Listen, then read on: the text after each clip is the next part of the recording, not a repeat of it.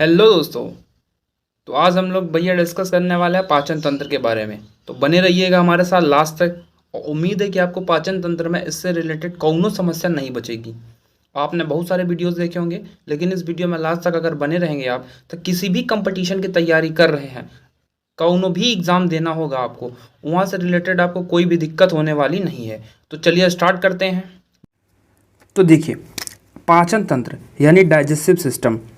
तंत्र यानी सिस्टम का मतलब क्या होता है कि जहाँ बहुत सारी चीज़ें एक साथ मिलकर काम करती हैं, तो हम लोग उसे क्या बोलते हैं, तंत्र या सिस्टम। जैसे कंप्यूटर वगैरह देखे होंगे, कंप्यूटर वगैरह में क्या होता है, सीपीयू, मॉनिटर और माउस, कीबोर्ड वगैरह हैं, बहुत सारी चीज़ें मिल के क्या बनाती हैं, पूरा एक सिस्टम बनाती हैं। जैसे हमारी सरकार भी क्या है, एक प्रकार का सिस्टम है, क्योंकि उसमें कोई एक व्यक्ति काम नहीं कर रहा, उसमें बहुत सारे लोग मिल के काम कर रहे हैं। तो इसी तरीके से जो ये पाचन है, पाचन की घटना कोई एक अंग या कोई एक ग्रंथि से कंप्लीट नहीं करती, इसमें बहुत सारे अंग और बहुत सारी ग्रंथियां भाग लेती हैं। इसलिए हम लोग इसे क्या बोलते हैं, पाचन तंत्र या डाइजेस्टिव सिस्टम। ठीक है। अब पाचन होता क्या है, तो देखिए, पाचन का तो मेन काम होता है जटिल पदार्थों को सरल पदार्थों में तोड़ देने की प्रक्रिया ही क्या कहलाती है, पाचन यानी डाइजेशन। जटिल पदार्थों को सरल पदार्थों में तोड़ देना। अभी जटिल क्या है और सरल क्या है, तो देखिए, जैसे हम लोग रोटी वगैरह खाते हैं, तो रोटी वगैरह को क्या करते हैं, अपने मुंह में रख के एकदम अच्छे से तोड़ते हैं।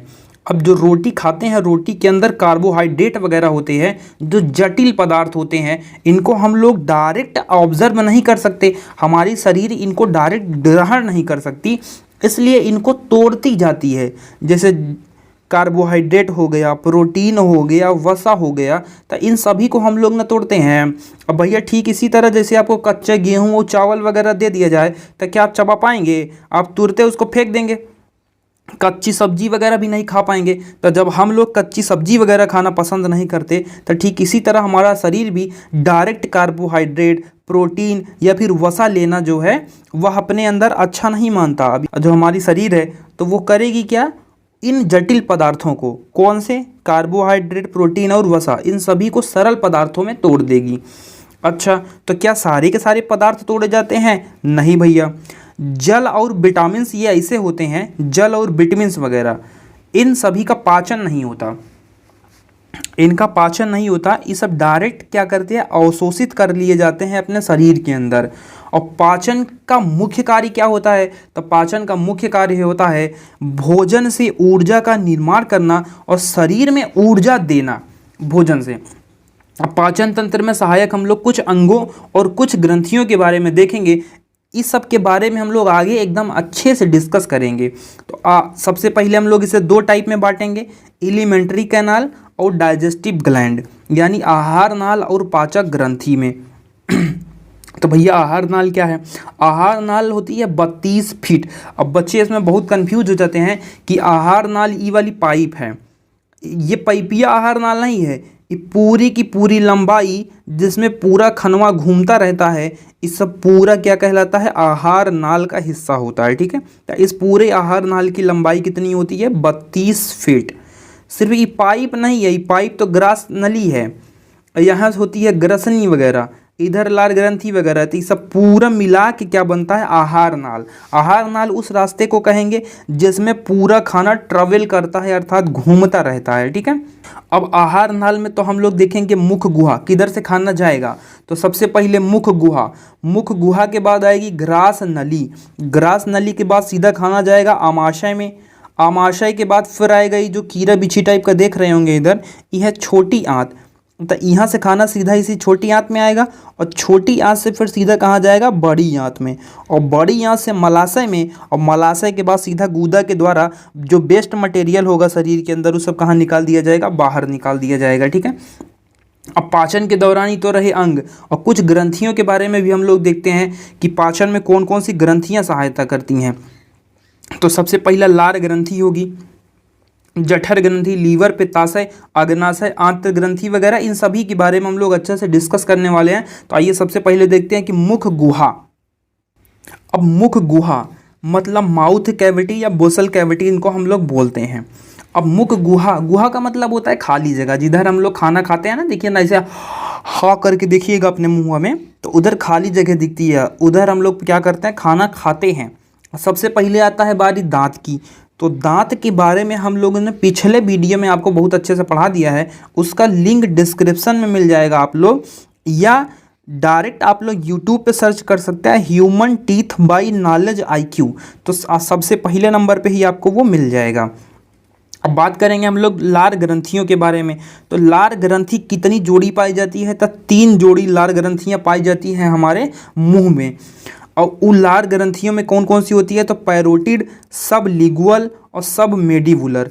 पैरोटिड ग्रंथि लार ग्रंथियों में सबसे बड़ी ग्रंथि होती है, और सांप में जहर का निर्माण इसी ग्रंथिया में होता है। पैरोटिड वाला क्या करती है, सांप में जहर का भी काम कर देती है। जो सपेरा वगैरह देखते हैं, सपेरा, वो सपेरा वगैरह जो सपवा पकड़ के लाते हैं ना, तो उसका दंतवा तोड़ने के साथ साथ ही ग्रंथि भी निकाल लेते हैं ताकि जहर ही ना बन सके, और वो सांप एकदम लुल्ल टाइप का हो जाता है।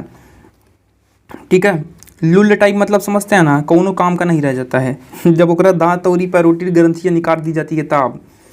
अब कौन कौन से एंजाइम निकलते हैं लार में, तो एंजाइम निकलता है टाइलिन और डायस्टेज। अभी टाइलिन और डायस्टेज करता क्या है, तो टाइलिन और डायस्टेज ना स्टार्च, अब स्टार्च को हिंदी में हम लोग मंड बोलते हैं, और देहाती भाषा में इसको चोकर बोलते हैं। स्टार्च मंड या चोकर का पाचन करता है। अभी होता कहाँ है, तो देखे होंगे जब आटा वगैरह गेहूँ पिसवा के आता है घर में, जब आटा बनता है तो चलनी से उसको ऐसे चालते हैं, चलनिया से चालने के बाद ऊपरवा देखेंगे ना छोटे छोटे दाना टाइप का बच जाता है, तो वह होता है चोकर। यह दवाइयों का कैप्सूल वगैरह भी इसी का बना होता है, तो उस सभी का पाचन कौन करता है, टाइलिन और डायस्टेज इसको पचा लेता है अच्छे से। ठीक है, अब टाइलिन और डायस्टेज है क्या, तो ये एक कार्बोहाइड्रेट का फॉर्म होता है, स्टार्च या मंड। इसको आप लोग पढ़ेंगे पोषक पदार्थ यानी न्यूट्रिशन वाले चैप्टर में। अब अगला जो एंजाइम आता है वो है लाइसोजाइम, और लाइसोजाइम बहुत ही काम का एंजाइम है। इसका काम क्या होता है, तो ये सारे का सारा जितना बैक्टीरिया वगैरह मुंह के अंदर आते हैं खाने के साथ, उन सभी को मार देने का काम कौन करता है, तो लाइसोजाइम कर देता है। जो खाने के अंदर सारे बैक्टीरिया, बैक्टीरिया समझते हैं ना, जम्स, जम्स, अरे जम्स को गर्ल्स तो नहीं लिखती है, खैर छोड़िए दोनों ही स्टूडेंट लाइफ के लिए दोनों ही खतरनाक होते हैं, चाहे जम्स हो चाहे गर्ल्स वगैरह। अब जीवाणुनाशी वाला का मतलब ऐसे समझिए, जो छोटे बच्चे होते हैं, छोटे बच्चों में लाइसोजाइम बहुत ज़्यादा मात्रा में निकलता है। देखे होंगे छोटे छोटे बच्चों को, तो उनके मुंह से ऐसे पूरा एकदम लार भर भर के निकलता रहता है, और निकलने का भी एक रीज़न होता है, क्योंकि जो छोटा बचवा होता है वैसे कुछ भी पड़ी चीज़ को सीधा कहाँ अपने मुँह के अंदर रख लेता है। मिट्टी खा लेगा, जो भी मिल जाएगा उसको, जो भी मिलेगा वो सीधा सबसे पहले मुँह के अंदर डालेगा और फिर बाद में कहीं फेंकेगा। तो उस जैसे ई पेन के अंदर जितने बैक्टीरिया होंगे, अगर इनको मुंह के अंदर रख लेंगे तो सारा का सारा बैक्टीरिया उसके अंदर जाएगा, वो बीमार हो जाएगा, तो बहुत दिक्कत हो जाएगा। इसलिए भगवान होशियारी वाला काम करते हुए पहले से ही लार में क्या बना दिए, लाइसोजाइम वगैरह। और भी आप कहाँ देखे होंगे, तो जो जानवर वगैरह होते हैं, जैसे गाय भैंस वगैरह हो गया, शेर वगैरह हो गया।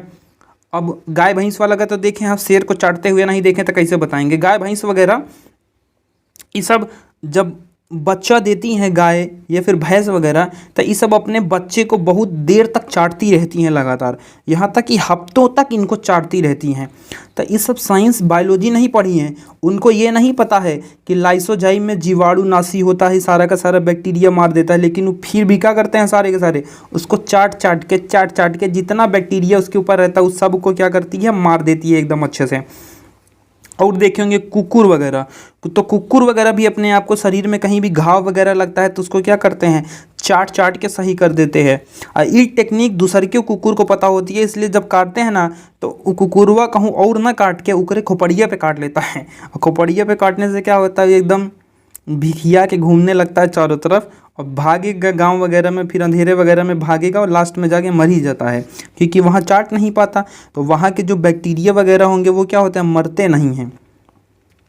अब थर्ड पार्ट हम लोग समझते हैं कि म्यूलिन क्या है जी। तो म्यूलिन का काम क्या होता है, भोजन को चिपचिपा बना देना। चिपचिपा मतलब एकदम लिबिर समझते हैं ना जी, कुछ लोग नहीं समझते होंगे। तो लिबिर is a form of lubricant, मतलब एकदम ऐसे चिपचिप टाइप का होता है, ये सारा खाना को पूरा चिपचिपा बना देता है जो भी हम लोग खाते हैं। जो भी खाएंगे। और अगर बहुत जल्दी खा लेंगे तो सही से मात्रा में उसमें म्यूलिन मिल नहीं पाएगा, तो जिसकी वजह से ग्रास नली में खाना अटक जाएगा तो वही हिचकी आती है, हिचकी। और हिचकी आने पे क्या बोलते हैं कि भैया कोनो याद कर रहा है हम लोग को। भैया 21वीं सदी के जमाने में किसी के पास इतना टाइम नहीं है कि वो किसी को याद करेगा। पहले सब ऐसा बोला करते थे, अब के लोग तो बोलेंगे आया बहार है, जिया बेकरार है, आजा मोरे बल मानी, तो दूसरा तैयार है। छोड़िए, हम लोग इधर देखते हैं अपने वीडियो में। कई बार आप लोग देखे होंगे कि रात को हम लोग सो जाते हैं और सुबह जब उठते हैं तो मुंह एकदम अजीब टाइप का बदबू करता रहता है, एकदम भयानक टाइप का गंदा रहता है। और जबकि दिन में एकदम कचर के खाते हैं, लेकिन फिर भी इतना सही तरीके से दांत पूरा क्या होता है, एकदम साफ रहता है, एकदम अच्छे से ठीक रहता है। तो इसका भी रीज़न क्या होता है, लाइसोजाइम। रात को सो जाने पे लार बनती नहीं है मुंह में, जिसकी वजह से सारे के सारे बैक्टीरिया क्या होते हैं, दांतों में एकदम चिपक के एकदम आराम से पार्टी करते रहते हैं बढ़िया। जब वही सुबेरे सुबेरे एकदम पूरा मुंह एकदम अच्छे से महका देते हैं। और जबकि दिन वगैरह में क्या होता है, दिन वगैरह में एकदम भर भर के लार बनती रहती है मुंह में, तो जिससे पूरा दांत वगैरह एकदम अच्छे से क्या हो जाता है, साफ होता रहता है। ठीक है, बात करेगा कि एक दिन में कितना लार बन जाता है, तो 24 घंटे में ठीक ठाक तरीके से 1 से लगभग 1.5 लीटर लार बन जाती है। 1 से 1.5 लीटर लार बहुत होती है जी। और एक प्रश्न और पूछ लेगा कि लार का पीएच क्या है, तो लार का पीएच 6.4 से लेकर 6.8 तक के बीच में होता है। अब ये बात तो समझ लिए, मुख गुहा लार ग्रंथियों के बारे में समझ लिए अच्छे से, कितना लार बनता है सब पढ़ लिए, कौन सा जीवाणु को मारेगा, कौन सा कार्बोहाइड्रेट का पाचन करेगा, कौन चिपचिप बनाएगा भोजन को, लिबिड टाइप का, ये सब समझ लिए। अब आगे हम लोग देखते हैं कि जीभ भी एक बहुत महत्वपूर्ण चीज़ है। इसका काम क्या होता है कि भोजन को चबाते समय उलटने पलटने का काम करती है, और साथ ही भोजन में एकदम अच्छे से लार मिला के उसे निगलने में सहायता करवाती है। समझ रहे हैं, निगलने का मतलब क्या होता है, घटकने में। और साथ के साथ और क्या करती है, तो दांत में फंसे हुए जो भोजन वगैरह हैं, इन सभी को निकालने में और बोलने में भी। अगर किसी की जिभिया काट देंगे तो वो बोल नहीं पाएगा, तो बोलने में भी कौन सहायता करता है, जीभ हमारी करती है। अब भोजन का स्वाद पता लगाने के लिए इस जीभ के ऊपर ना 2 खास चीज़ें पाई जाती हैं। एक तो पाई जाती है पेपिला और दूसरा पाई जाती है स्वाद कलिकाएँ। अब स्वाद कलिकाएँ और पेपिला क्या है, इनके बारे में एकदम अच्छे से समझेंगे। मनुष्यों में 4 प्रकार के पेपिला पाए जाते हैं। तो सबसे पहला क्या हो जाएगा, फंजीफॉर्म, फोलिएट, सरकमवॉलेट और फिलीफॉर्म। ये है क्या, इनको आइए हम लोग समझ लेते हैं एकदम बढ़िया तरीके से कि है क्या ये। देखिए, ये हमारी जीभ कुछ इस प्रकार से होती है, जिनमें ये पीछे वाले हिस्से पर ना ऐसे बड़े बड़े आकार के सरकमवैलेट पाए जाते हैं, जो कि इनका आकार सबसे बड़ा होता है। पूछेगा ये जो जितने भी पेपिला पाए जाते हैं इधर, इन सभी में सबसे बड़ा कौन सा है, तो सरकमवैलेट। अब इधर ये साइड में देखेंगे ना, तो पत्ती नुमा संरचना टाइप का पाया जाएगा दोनों साइड, इसे हम लोग बोले हैं फॉलिएट। अब फॉलिएट के बाद क्या हो जाएगा, इस पे ऐसे फंजाई टाइप के ना, ऐसे पेड़ यानी घास फूस टाइप का एक चीज़ पाया जाएगा जीभ के ऊपर, इसको हम लोग क्या बोलते हैं, फंजीफॉर्म। और फंजीफॉर्म के बाद ये क्या होता है, छोटे छोटे जो रेड कलर के इस पे आप दाने देख रहे हैं लाल कलर के, इनको हम लोग क्या बोलते हैं, फिलीफॉर्म। और फिलीफॉर्म की मात्रा क्या होती है, जैसा कि देख ही रहे हैं यहाँ पे, सबसे ज़्यादा कौन है, तो फिलीफॉर्म सबसे ज़्यादा, और सबसे बड़ा कौन होता है, तो सरकमवैलेट। अब ये है क्या, पहले इनको समझते हैं अच्छे से। ये हमारी जीभ होती है, और जीभ के अंदर ऐसे छिद्र टाइप के पाए जाते हैं, जिन्हें हम लोग क्या बोलते हैं, पेपिला। और इन पेपिला में ऐसे रोए रोए संरचना वाली स्वाद कलिकाएं पाई जाती हैं, जो कि एक सामान्य व्यक्ति में लगभग कितनी स्वाद कलिकाएं होती हैं, तो लगभग 9000 के आसपास स्वाद कलिकाएं पाई जाती हैं।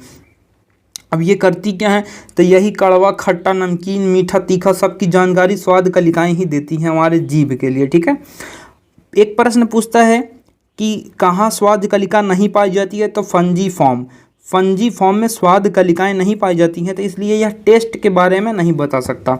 अब देख लेते हैं कि हम लोग किधर से हमको कैसे कैसे फील होता है। देखिए, जीभ का जो पीछे वाला हिस्सा है, पहिलका वाला, ये कड़वा टेस्ट बताता है, एकदम पीछे वाला हिस्सा, और एकदम पीछे ही साइड के दोनों तरफ ये खट्टा टेस्ट बताता है।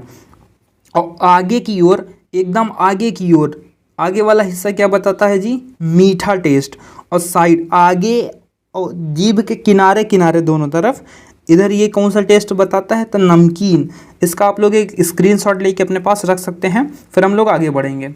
तो आज इसमें हम लोग पढ़ेंगे कि ग्रास नली में पाचन किस प्रकार से होता है। मुख के बाद खाना सीधा हमारी ग्रास नली में आता है। यह ग्रास नली 25 सेंटीमीटर लंबी एक पाइप होती है। इसे हम लोग ओसोफेगस के नाम से भी जानते हैं। 25 सेंटीमीटर लंबी यह पाइप होती है।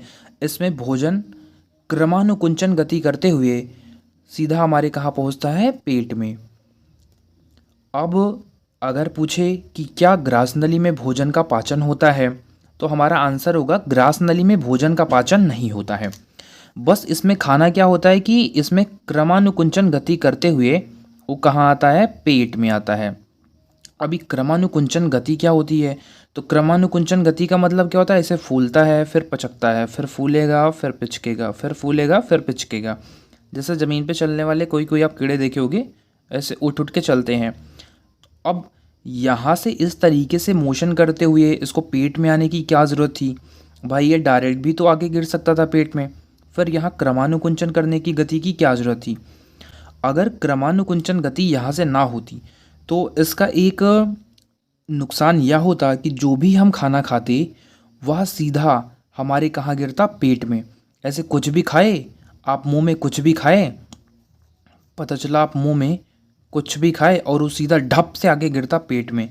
तो जैसे पाइप वगैरह से कभी कभी पानी गिरने की आवाज़ आती रहती है, ऐसे ही अगर आप कुछ भी खाओगे तो उस पेट के अंदर ऐसे छप छप ढप ढप की आवाज़ आती रहती, उससे आपको चोट भी लग सकती थी।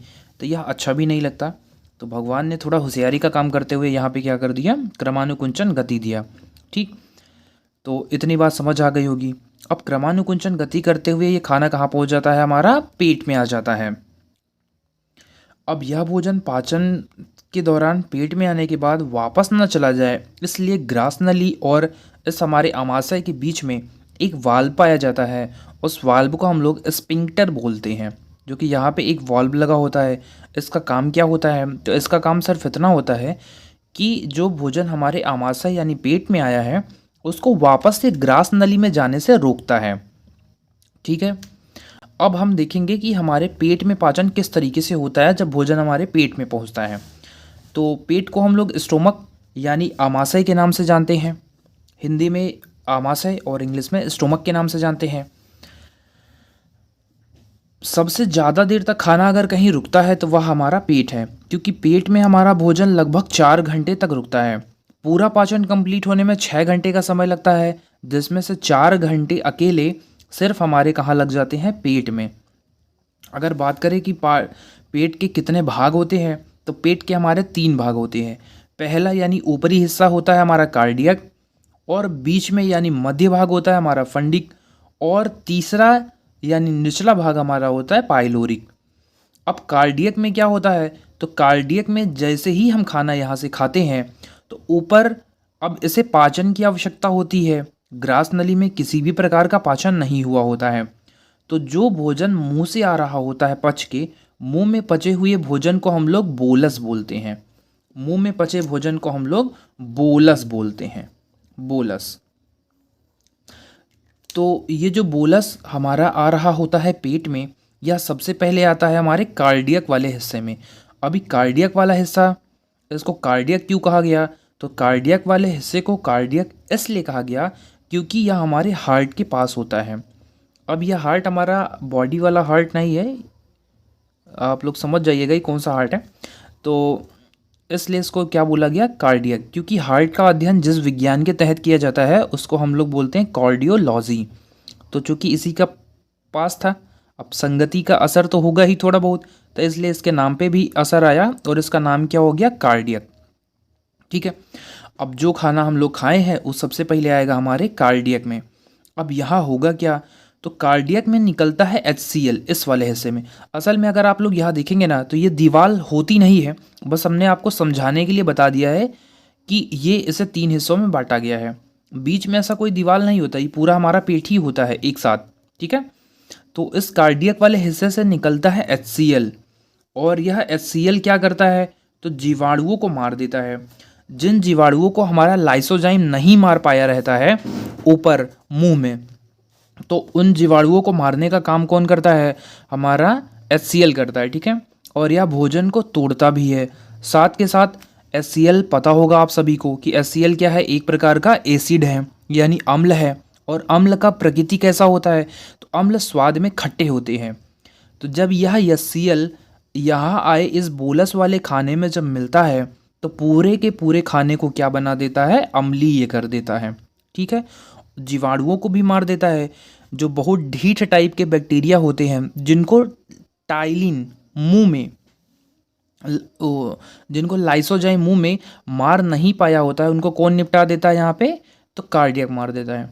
देखिए इसका भी रीज़न था क्योंकि बहुत सारे लोग डायरेक्ट इसे कुछ भी खा लेते हैं, तो वो सारे बैक्टीरिया कहाँ आते हैं, यहाँ पे इनको मार के ये क्या करता है, सही कर देता है, ठीक है।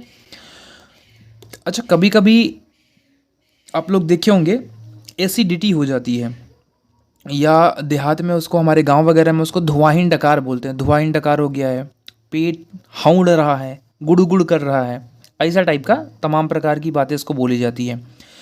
तो यह जो भी बीमारी होती है, यह होती क्यों है, जो खाना हमारा यहाँ आया होता है।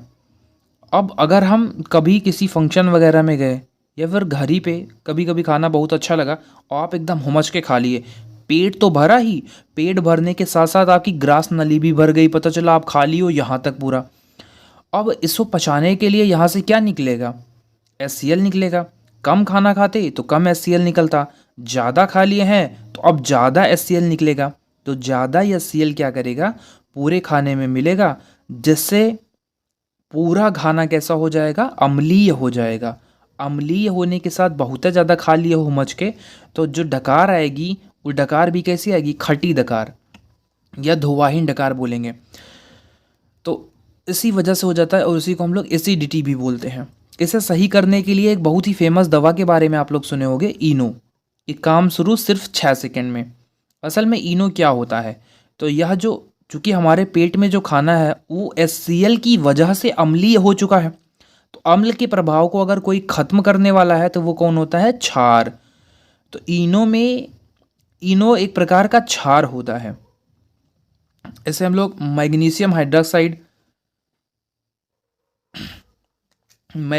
हाइड्रोक्साइड या इसे मिल्क ऑफ मैग्नीशिया के नाम से भी हम लोग जानते हैं, ठीक है। तो ये क्षार जैसे ही हम लेते हैं, यह अम्ल के प्रभाव को क्या करता है, नष्ट कर देता है, और तुरंत ही जो खाना होता है यहाँ पे वो क्षारीय हो जाता है थोड़ा सा। तो इसलिए हम लोग दुकान डकार आना क्या हो जाती है, बंद हो जाती है, ठीक। अच्छा, कभी कभी इसकी वजह से एक दिक्कत भी हो जाती है, जैसे HCl क्या करता है, सभी चीज़ों को गला देता है पूरी तरीके से, भोजन वगैरह को। तो अगर यह HCl बहुत ज़्यादा मात्रा में निकलने लगता है पेट में, तो उसकी वजह से क्या हो जाता है, एक घाव हो जाता है पेट में। उस घाव की बीमारी को हम लोग क्या बोलते हैं, अल्सर। एसिडिटी समझ गए, अल्सर समझ गए। एसिडिटी से बचने के लिए सबसे बढ़िया उपाय क्या है कि आप सुबह सुबह गर्म पानी पीजिए, 1 गिलास गर्म पानी पीजिए, एकदम सही रहेंगे। अब आते हैं हम लोग सेकेंड पार्ट में कि जो खाना होता है। अभी सेकेंड पार्ट क्या है, फंडिक। इस फंडिक में ना एक कांटेनुमा संरचना पाई जाती है जिसे हम लोग क्या बोलते हैं, रूजी। भूख जब लगती है आपको, पेट जब खाली रहेगा, तो ये जो स्प्रिंग टाइप के देख रहे हो आप लोग कांटे, ये कांटे क्या होते हैं, ऐसे ऊपर उठ जाते हैं। और जब तो उसकी वजह से पेट में क्या होने लगती है, चुभन होने लगती है। तब लोग बोलते हैं ना कि भूख लगी है तो हमारे पेट में दर्द हो रहा है, पेटवा गड़ रहा है हमारा। तो असल में पेट नहीं गड़ रहा होता है, रूजी खड़ा हो गया होता है, जिसकी वजह से चुभन होती है पेट में। तो जैसे ही आप खाना खा लेते हैं, वापस से ये क्या हो जाता है, नीचे। एक काम और करता है, ये क्या करता है कि जो खाना यहाँ से आता है उस खाने के लिए यह स्पीड ब्रेकर का काम करता है। स्पीड ब्रेकर का मतलब जो खाना इधर से आएगा उसको ये रोक के रखेगा, ताकि बहुत अच्छी तरीके से उसमें क्या मिल सके, HCl मिल सके, ठीक है। अब उसके बाद आते हैं हम लोग अपने थर्ड पार्ट में। तो थर्ड पार्ट होता है हमारा पाइलोरिक। अभी पाइलोरिक वाले हिस्से में यहाँ किनारे किनारे छोटे छोटे जठर ग्रंथियाँ पाई जाती हैं। जठर ग्रंथियाँ, इन ग्रंथियों से ना जठर रस निकलता है, गैस्ट्रिक जूस। इस जठर ग्रंथियों से क्या निकलता है, जठर रस। कौन कौन से जठर रस निकलते हैं यहाँ से, तो 2 प्रकार के जठर रस निकलते हैं, रेनिन और पेप्सिन। रेनिन क्या करता है, दूध को दही में बदल देता है। आप लोग देखे होंगे जब कभी किसी छोटे बच्चे को दूध पिलाया जाता है तो वह जैसे ही उल्टी करता है, पलटी करता है या वोमिट करता है, तो पीता दूध है पर निकालता दही है। इसका मतलब जैसे ही उसको दूध पिलाएंगे वो क्या कर देगा, दही बना देगा। यानी छोटे बच्चों में जो रेनिन होता है वो बहुत ज़्यादा मात्रा में निकलता है। और वहीं जब आप वृद्धावस्था में हो जाएंगे, आपका इंजन खराब हो जाएगा, मतलब आप कमज़ोर हो जाएंगे जब, तब ये जो गैस्ट्रिक ग्लैंड है, यहाँ पे जो जठर ग्रंथियाँ हैं, ये सही तरीके से काम करना बंद कर देंगी, जिसकी वजह से जूस में क्या हो जाएगा, निकलने का अकाल पड़ जाएगा। अब गैस्ट्रिक जूस सही से नहीं निकलेगा तो भोजन का पाचन सही तरीके से होगा नहीं। अब भोजन का पाचन सही से तरीके से नहीं होगा तो उसे बीमारी बोलते हैं, गैस्ट्रिक हो गया है ना। तो इसीलिए जब आप वृद्धावस्था में जाएंगे तो डॉक्टर लोग सलाह देते हैं कि आप भैया चाचा, आप दूध ना पीजिए, आप दूध की जगह पे सीधा क्या सेवन कीजिए, दही का सेवन कीजिए। डायरेक्ट आप दही खाइए, दूध नहीं पीजिए, ठीक है। और और एक चीज़ होता है यहाँ पे क्या, तो पेप्सिन, रेनिन के साथ साथ एक और एंजाइम निकलता है पेप्सिन। अभी पेप्सिन क्या करता है, तो ये प्रोटीन को पेप्टोन में बदल देता है। जो हम लोग यहाँ से प्रोटीन खाए होते हैं उसको चेंज करता है, क्या करता है, प्रोटीन को पेप्टोन में बदल देता है। तो यहाँ से कई सारे क्वेश्चन बनते हैं कि जठर रस कौन कौन से होते हैं, तो जठर रस होते हैं रेनिन और पेप्सिन। रेनिन किसका पाचन करता है, तो रेनिन दूध को दही में बदल देता है। पेप्सिन क्या करता है, प्रोटीन को पेप्टोन में बदल देता है। इसके पहले वाले लेक्चर में हमने देख लिया था कि आमाशय में पाचन किस तरीके से होता है। वहाँ हमने किस तरीके से HCl निकला, भोजन को अम्लीय बनाया, किस तरीके से यहाँ पे पाचन हुआ था। अब हम यहाँ से डिस्कस करेंगे या देखेंगे कि पेट से निकलने के बाद भोजन जब छोटी आंत में पहुँचता है तो उसके बाद भोजन का होता क्या है। छोटी आंत के 3 हिस्से होते हैं, ड्यूडेनम, जेजुनम और इलियम। तो ड्यूडेनम वाले हिस्से में जैसे ही पेट यानी आमाशय से भोजन पहुंचता है, ड्यूडेनम उसे लेने से मना कर देता है और इन दोनों में हो जाती है लड़ाई।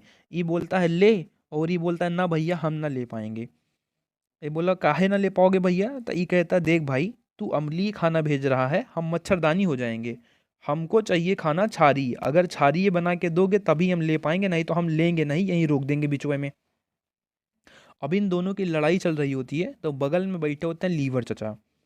अभी लीवर चचा क्या करते हैं, बोलता है अरे तुम दोनों काहे लड़ रहे हो भाई, काहे लड़ रहे हो तुम दोनों, इतनी छोटी सी बात पे लड़ रहे हो यार, तुमको अम्ली चाहिए, तुमको छारी चाहिए, सारा का सारा बवाल हम खत्म कर दे रहे हैं।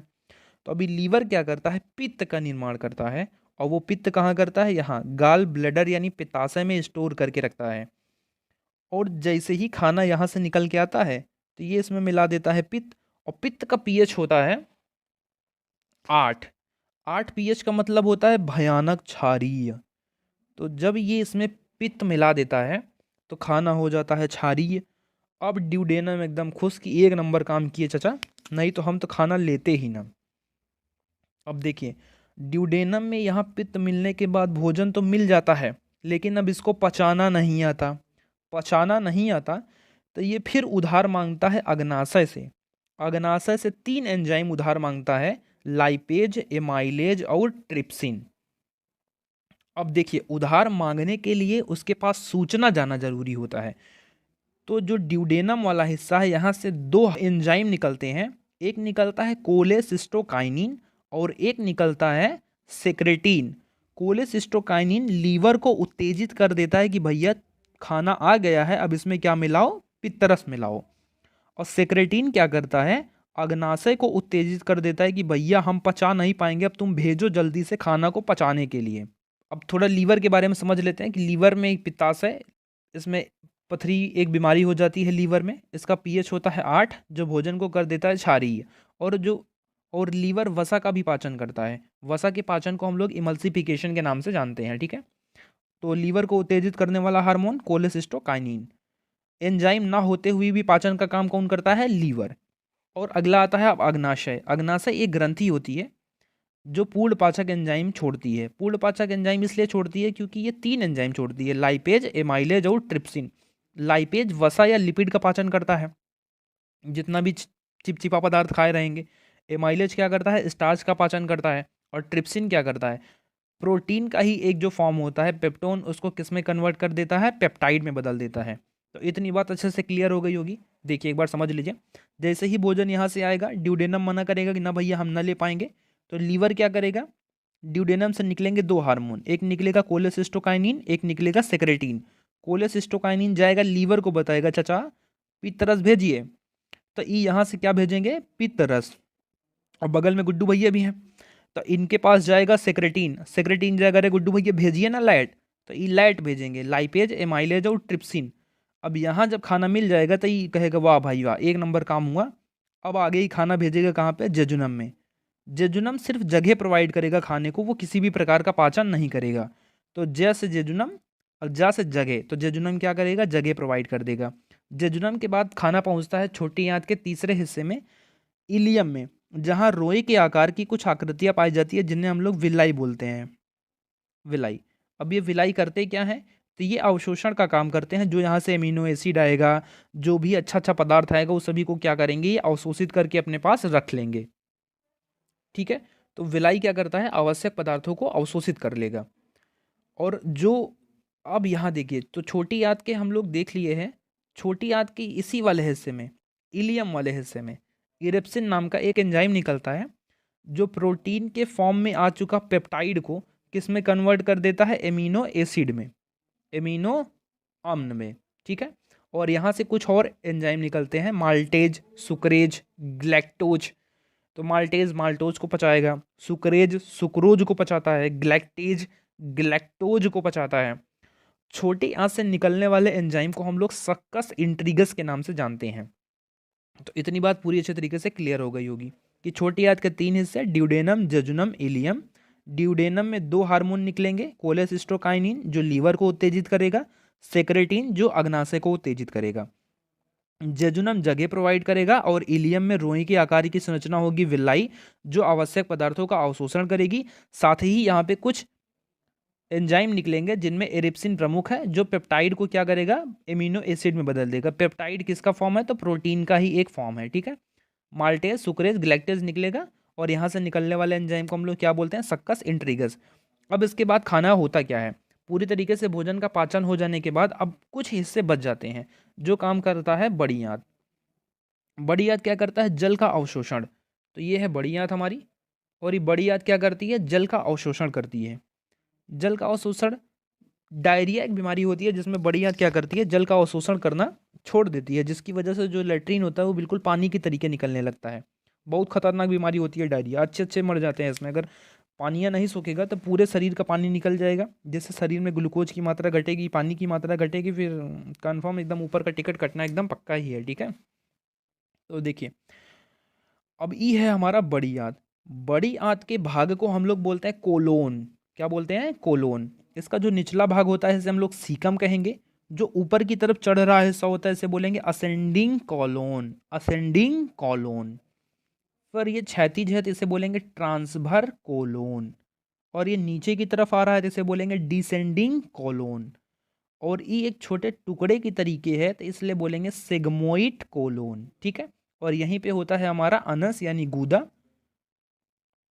फिर यहाँ से होता है गूदा द्वार, जहाँ से खाना बाहर निकल जाता है। तो देखिए छोटी आंत में जो खाना पचता है उसे हम लोग काइल बोलते हैं। मुंह में पचा था तो बोलस, पेट में पचा था तो काइम, और जब छोटी आंत में पचेगा तो उसे हम क्या बोलेंगे, काइल। ठीक है, बड़ी आंत में एक अवशेषी अंग पाया जाता है अपेंडिक्स, जिसका पहले यूज था पर अब कोई यूज नहीं होता। जानवरों में इसका यूज होता है कार्बोहाइड्रेट, यानी कार्बोहाइड्रेट का एक फॉर्म होता है स्टार्च या सेल्यूलोज वगैरह को पचाने में। ठीक है, तो हम लोगों में इसका कोई यूज नहीं होता, हम लोगों के लिए द्वार पूजा का घोड़ा की तरीके है कि देख सकते हैं, लेकिन इसका कोई यूज नहीं है। ठीक है, तो उम्मीद है यहाँ तक एकदम बढ़िया से समझ गए होंगे आप लोग कि बड़ी आंत सिर्फ और सिर्फ क्या करती है, अवशोषण, सिर्फ जल और खनिज पदार्थों का अवशोषण करेगी। छोटी आंत में पाचन कंप्लीट हो जाएगा, और जो यहाँ पे खाना आएगा वो क्या होगा, काइल। एक और चीज़ होती है कि लैट्रीन का जो पीला रंग होता है वो किसकी वजह से होता है, तो लैट्रीन का जो पीला रंग होता है वो बिलरुबिन नामक लिक्विड की वजह से होता है, जो लीवर छोड़ता है, लीवर। और यहाँ से जब खाना आके कहाँ स्टोर रहता है, गूदा में, फिर समय समय पर शरीर से क्या निकल जाता है, बाहर। तो उम्मीद है पाचन आपको अच्छे से समझ आ गया होगा। मिलते हैं नेक्स्ट वीडियो में, तब तक के लिए जय हिंद।